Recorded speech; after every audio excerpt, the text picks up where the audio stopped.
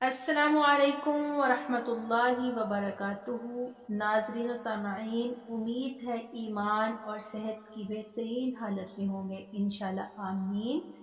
میں ہوں قاریہ مریم اور آپ کے لیے آج بہت ہی خوبصورت قرآنی وظیفہ لے کے آئی ہوں جو اللہ تعالیٰ نے قرآن پاک میں خود بتایا ہے۔ یہ ایک ایسی خوبصورت دعا ہے کہ اگر غیر شادی شدہ اس کو پڑھیں گے تو اللہ پاک نیک شوہر یا نیک بیوی سے نوازیں گے۔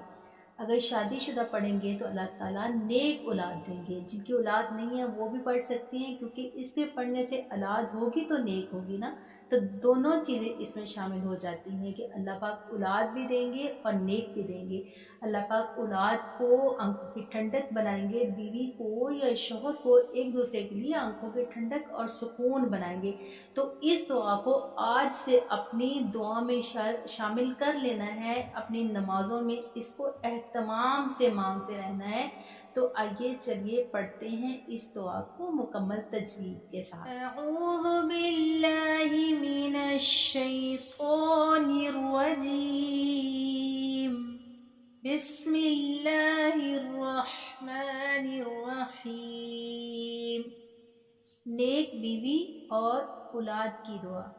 ربنا ربنا هب لنا ربنا هب لنا من ازواجنا ربنا هب لنا من ازواجنا وذرياتنا قرة أعين وجعلنا وذرياتنا قرة أعين وجعلنا وذرياتنا قرة أعين وجعلنا للمتقين إماما للمتقين إماما للمتقين إماما۔